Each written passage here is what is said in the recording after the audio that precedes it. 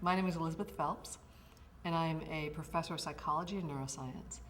My lab focuses on understanding emotions' influence on learning and memory, and we specialize in trying to understand how this is represented in the human brain. So what I'm going to talk to you about today is our studies looking at emotion and memory, particularly as it relates to memory for the 9/11 attacks.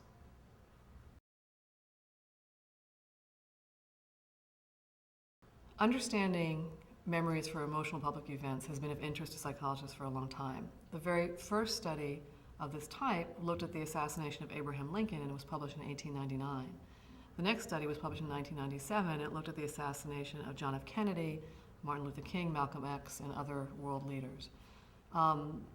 In that study in 1977, they introduced the term flashbulb memory to describe memories for these types of events. And they used this word because it characterized the qualities of the memories that they were studying. So when something like this occurs, people often report having a memory that is vivid and detailed. You have the sense of reliving when you now recollect that event. And so Brown and Kulik suggested, the authors of the 1977 study, suggested that these memories have a picture-like quality, almost like they were taken with a camera with a flashbulb. So you have that sense of things getting frozen in time with a flashbulb. So they coined the term flashbulb memories. We wanted to study flashbulb memories by looking at memories for the 9/11 attack. This, like the assassination of John F. Kennedy, the assassination of Abraham Lincoln, seems like the type of quintessential event that would lead to these very vivid and detailed memories for an emotional public event.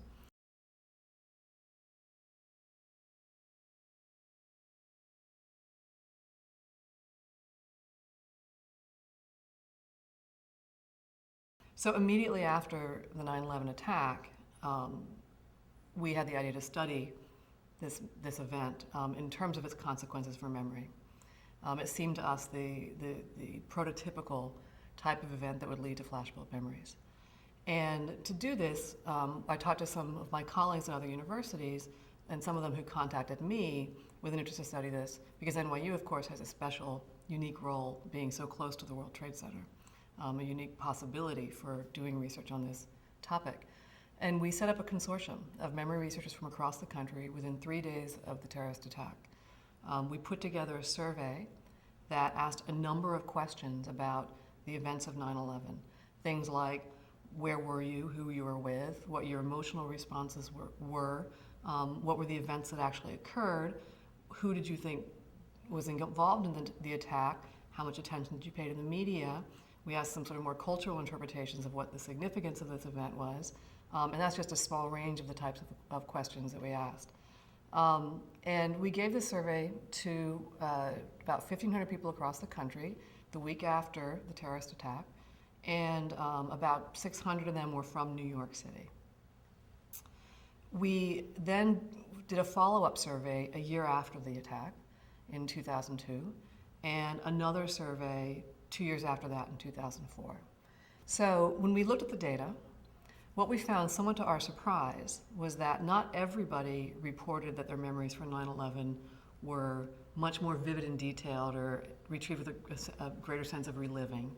Only about half the subjects reported a greater sense of reliving when coming up with 9/11 memories. And so we looked at the surveys that we collected about what happened to these subjects on 9/11 to see what predicted whether or not your memories for 9/11 had these special qualities that we call flashbulb memories.